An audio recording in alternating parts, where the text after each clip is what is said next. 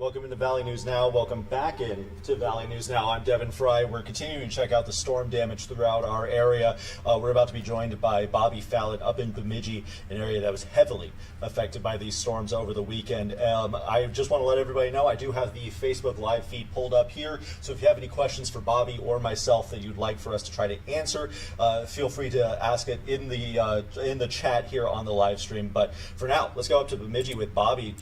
Bobby, obviously, behind you right now, the big thing I see is trees on the ground. It looks like a very active situation up there still. What have you seen up in Bemidji so far? Yeah, well, Devin, really, in the city of Bemidji, there is not one street that you can turn down, not one roadway that doesn't have some type of fallen tree, whether it be completely pulled from its roots or just a small one that's on a roof or around or just on the ground. Now, right now, we're at 10th Street Northeast and Lake Boulevard Northeast. This road right here, we were talking with some of the homeowners that were right here actually on their property, the Gastons. They were kindly enough to let us be out here and get some of this footage. This is kind of a popular road. Either way, you can't go to our left. It is blocked off by a fallen tree, and clearly this one right here, this is the big one that was on their property, blocking it going to the right. And this, unfortunately, is the theme of the entire city, basically, especially when it comes to big trees. And over here, we have some more of their neighbors. This tree just basically split and has fallen. Now, just looking again at everything, everyone was shocked at this storm of just exactly how powerful it was. There have been people who have been living here for their whole entire lives. The Gastons actually said about a decade ago they saw about an 80-mile-an-hour kind of storm make their way through it. This had no comparison to that. They said that this was one of the most powerful storms that they have ever experienced in their life, and that is the complete theme for this entire city, for many, many people living in this town. Right now, I'm also here with Valley News Live's Sayla Jakeway. She is the one that is holding the camera and doing some great photography work. But right now, we're just gonna take you guys for a little bit of a walk and just seeing what exactly we're seeing. Again, with these storms, these winds, able to just lift up the roots of this tree. And it is a little bit astonishing that the storm was able to do this, and a lot of people are having that astonishing feeling of just how powerful this was. Now, also speaking with the Gastons and a lot of other people here too, they're just saying that it's a miracle that no one was injured and no one was killed when this storm made its way through the city of Bemidji. But again, just looking out here, these roads are completely covered. Now, right now, this tree right here fallen, there's a little bit of a gap of maybe where a car could fit in, but you just take a quick step and you take a look in the 20 feet, Devin, there's a tree that is just right there on the road. You can't get through it. And again, that big tree right behind us. But again, this is completely the theme, Devin, of the entire city. Now, a lot of these houses right now, the trees were, it seemed like just looking at it, the storm was making its way through here, going obviously this way out to the lake. So it wasn't really coming in here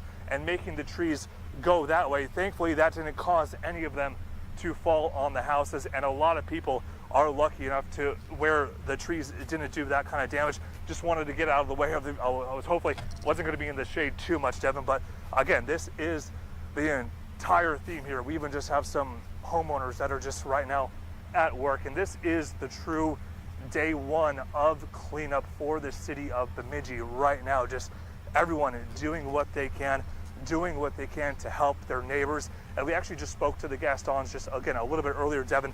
Right now, they were lucky enough, they're the ones who got power back to their home today.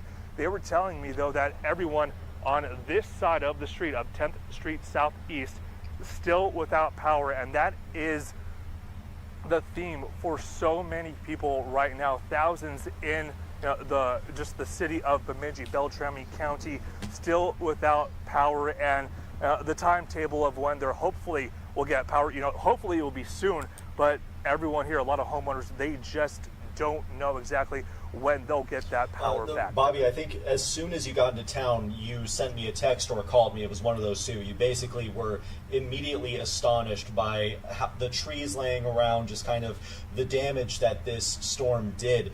Have you seen anything like this before? I know I was listening to your interview with Bemidji State's president a little bit ago. He said he's never seen anything like it before. How did this stack up to your expectations of, what you were expecting to see when you came up to Bemidji today? Yeah, Devin, I've reported in Midwest states, Wyoming, Wisconsin. We get quite a bit of winds there, especially in the Wyoming area. I've never seen anything like this, where the trees are just uprooted by how much wind, the thunderstorms that went through here. Devin, I've never seen anything like this before in my entire life. And it's just astonishing. It kind of takes the words out of your mouth when just looking at all of this damage. And again, speaking with some people here, the one word to describe this week will obviously be, gathering, everyone coming together. But then another word that you could use is the word miracle. Nobody was hurt. Nobody died, thankfully. There are some homes that, were unfortunate where they did get some damage. We're trying to get a closer look at where exactly those are, but there are just cones spread out through the entire city where crews, they're hard at work, they're chopping down branches. They don't want anybody getting too close to that. So hopefully, for the Gastons here and for other people that are living here on this road, hopefully the city will be able to sometime this week, some type of crew will be able to get out here and just start chopping these branches. Bobby, down. last question then I'll let you guys get back to work a little bit. I'm married into the Bemidji community a little bit. I know how much of a community it truly is. What have you seen as far as community response go? I know you guys got a pretty pleasant surprise when you were interviewing Bemidji State's president. What have you seen from this community here so far? Yeah, we did, Devin. There was actually just a very sweet old couple that was just going through town trying to figure out what they can do. And what they were doing, they bought cases of water, and they are just handing out bottles of water to people that they might be seeing that are cleaning up a bunch of trees and just what debris that is around their homes. Everyone here is trying to do exactly what they can for their neighbors, for their community, for the city of Bemidji. It's great seeing that happen, that community come together. It's just in the unfortunate circumstances of what caused it, of this huge entire storm having to roll on through. But everyone, again, Devin, doing exactly what they can for, especially this area that has just been hit pretty hard. Thank you, Bobby. I'll let you guys go and get back to it. I know you guys have some great content in store for us later up tonight. Thank you very much for making some time for me. You guys stay safe up there.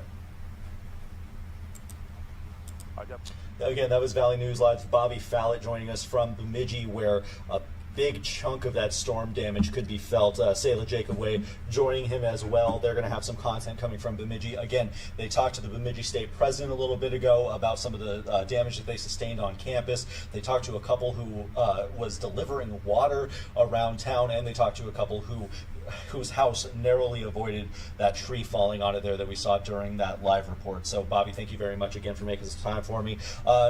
Be sure to stay tuned to Valley News Live. We're going to have you updated as the storm cleanup continues all across our area. We heard from Harrison Prey in Enderlin, where a man lost the roof off of his house. We heard from damage reports in Arthur, North Dakota. Courtney Lockey was in Page, North Dakota. The widespread effects of this storm and the continued response to them. We're going to have more reports for you coming up tonight. Be sure to download the Valley News Live news and weather apps. Check out our website, valleynewslive.com, and check us out live on the air. We're going to keep updating you guys as we get those updates. So thank you for joining us for this Valley News Now hit. I'm Devin Fry.